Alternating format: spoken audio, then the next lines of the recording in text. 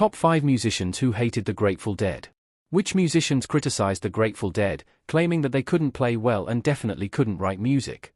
Grateful Dead, American rock band that was the incarnation of the improvisational psychedelic music that flowered in and around San Francisco in the mid-1960s. They began their career as the Warlocks, a group formed in early 1965 from the remnants of a Palo Alto, California jug band called Mother McCree's Uptown Jug Champions.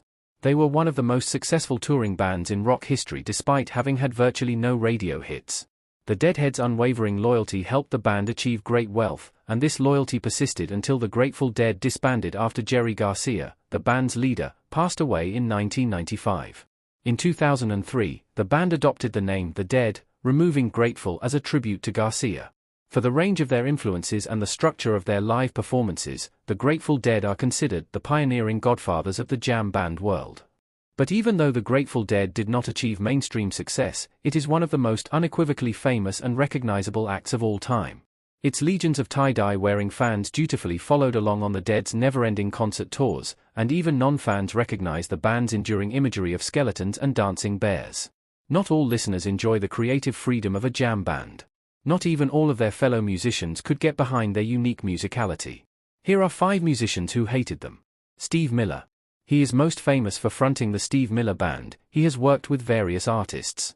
He dismissed the San Francisco of the 60s as a social phenomenon rather than a musician incubator and believed his band was more technically proficient than all the others active at the time, such as the Grateful Dead.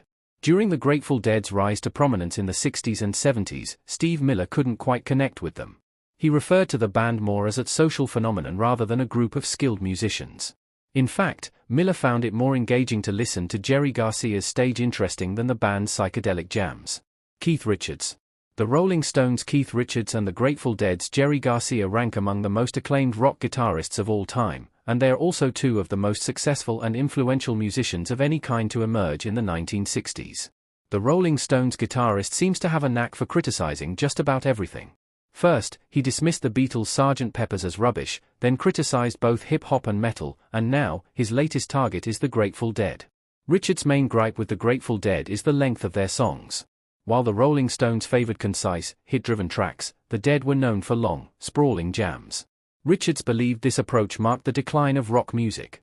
He once expressed his opinion saying, "The Grateful Dead is where everybody got it wrong. Just poodling about for hours and hours." Jerry Garcia, boring man. Sorry, Jerry. D.D. Ramone. In a 1979 interview with reporter Jim Sullivan, which was published by Hard Noise in 2019, Joey Ramone and D.D. Ramone shared their sharp, harsh opinions about the Grateful Dead.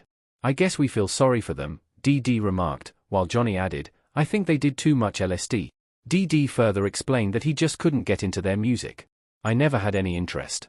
I saw some pictures of them when I was a kid and they looked so awful," he said. "I like nice clean-looking rock stars." Kurt Cobain. When Nirvana released Nevermind, the band quickly became one of the most influential rock acts of the 1990s and helped define the Seattle sound. Nirvana led the grunge movement, blending catchy pop hooks with heavy, down-tuned guitar riffs and a punk rock ethos. Cobain was deeply connected to punk culture, particularly its disdain for past cultural movements that seemed to falter.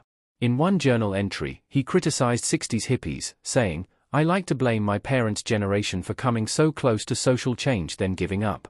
During a photo shoot in the early 90s, Cobain wore a t-shirt with slogans that reflected his views: "Punk's not dead" and "Kill the Grateful Dead." Lou Reed. When they went to play in San Francisco, they realized how different the city was in taste, as their music didn't land at all. It led to a resentment of hippie culture and the music which came from it. The hatred wasn't just limited to Lou Reed, either. The whole of the Velvet Underground had a resentment towards hippie bands, who they saw as fake and not boundary-pushing enough. "We had vast objections to the whole San Francisco scene," said drummer Maureen Tucker. "It's just tedious, a lie, and untalented. They can't play, and they certainly can't write." Thanks you for watching. Don't forget to leave a comment below.